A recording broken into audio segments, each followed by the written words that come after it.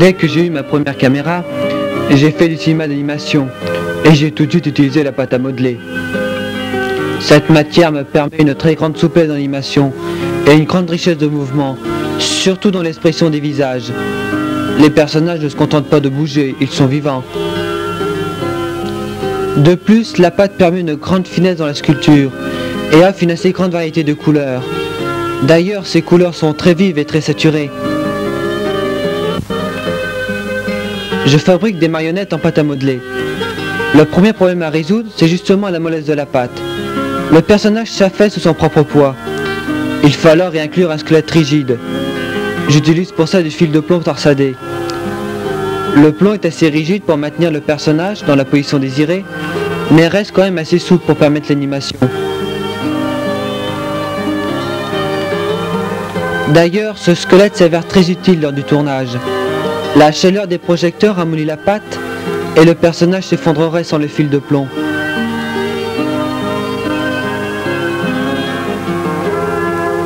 J'utilise de la pâte ordinaire du commerce. J'en possède déjà 15 kg. Mais les 12 couleurs d'un paquet ne suffisent pas. Aussi, je fabrique moi-même des couleurs en mélangeant des pâtes. Pour ça, je les fais fondre dans une casserole. En particulier, j'ai fait une pâte couleur peau pour les visages et les mains.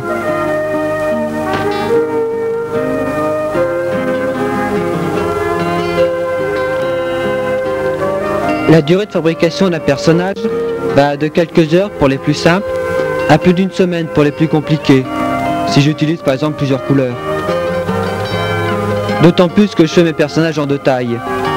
J'ai un exemplaire en entier d'environ 20 cm de haut que j'utilise pour les plans d'ensemble. Et j'ai juste la tête du même personnage d'environ 15 cm de haut que je n'utilise que pour les gros plans.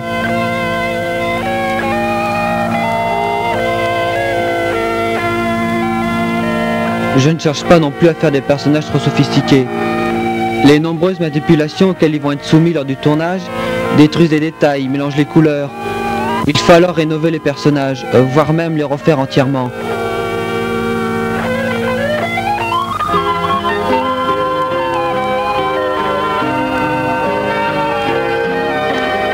Je fabrique mes personnages en grande partie uniquement avec mes mains. Je sens ainsi beaucoup mieux la forme du personnage. J'utilise quand même des outils, couteaux, pointes, pinces. L'idéal dans ce domaine, c'est la trousse de manucure.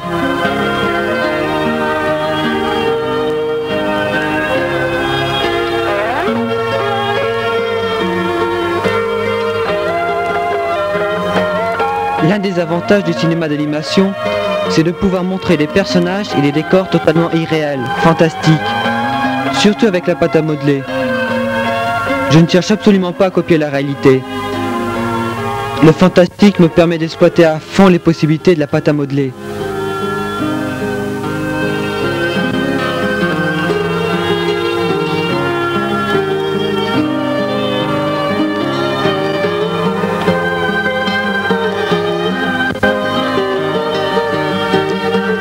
Le défaut d'animation, c'est son principe même.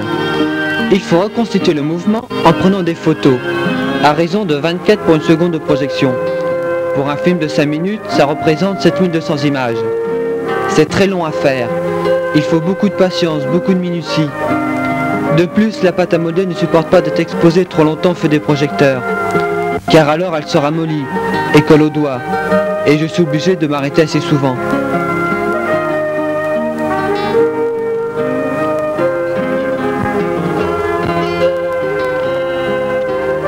J'utilise la même technique cinématographique que si j'avais des acteurs réels, tout simplement parce que je travaille dans l'espace. La seule différence tient à la taille des personnages. Je suis obligé de travailler en macro. Ça nécessite alors une mise au point très précise, et la profondeur de champ est assez restreinte.